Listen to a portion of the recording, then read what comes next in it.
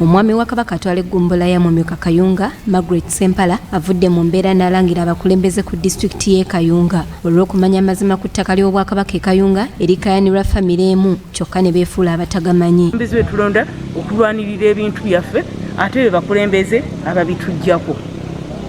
So ntegeera nti okulonda kwafa. Gye buvuddeko ono yali yaggulako emisango gy'okusaalimbira ku ttaka lye bagamba nti talirinaako buyinza n'okwonoona ebintu ebyaliko era ng'emisango gino gyamuggulwako abamu ku famire y'omugenzi malachi nsibirwa kalya. Margret ssempala yennyamidde olw'engeri abakulu ku poliisi y'e Kayunga gye bakuttemu ensonga zino nga buli kiseera bazongerayo, kyagambye nti bano bandibanga bakikozesa kagenderere okubakooya babiveeko.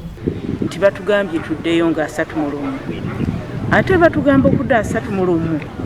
Engambo zigenda ne zivuga n'oziwulya n'ozinyoma. Nali nawulira dda nti ekigambo kino bajja kikola bwe batyo paka ab'Emmengo lwe baneekyawa kuba amafuta lwe ganaabagwako. Ssempala era agamba nti ssentebe wa disitulikiti y'e Kayunga yatuuse n'okugenda ku mukutu gw'amawulire mu kitundu kino n'ategeeza nti Buganda terina ttaka lyonna mu kitundu kino. Kyamaani wa LC5 Omwami muwonge Andrew yavuddeyo n'alangirira ku rediyo ng'ategeeza abantu nti awo Buganda terinaawo ttaka era abantu muli baddembe okugula ku nsibirwa kalya yalinawo ebyapa n'ekyapa ye yakirabyeko yamatizza abantu bw'ati.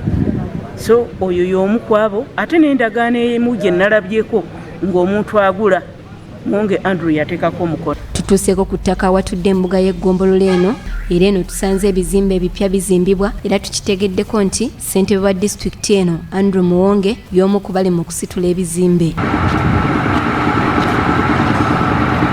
Abamu ku baami ba Kabaka mu disitulikiti y'e Kayunga be tusobodde okwogerako nabo balumiriza abakulembeze ku disitulikiti y'e Kayunga okwenyigira obutereevu mu kutunda ettaka ly'Obwakabaka. Wa LC3 wa Kayunga sub county alinako poloti, kiteeberezebwa nti tawuni Kiraaka alinako poloti.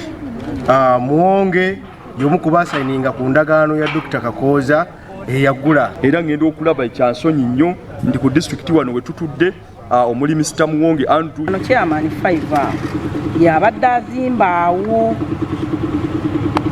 yeegabanyawo nti awo naye wawe kati tetumanyi ye yafunawo atya. Matovu Ronald munnamateeka okuva mu Bwakabaka ategeezezza nti ensonga zino Obwakabaka zibugoberera bulungi era essaawa yonna baakuzigonjoola. Senga Obwakabaka tulina enteekateeka ery'okulwanira ettaka lino n'okulikuuma nga bwe tuzze tukola mu mataka ga Ssaabasajja ag'enjawulo ge mumanyi.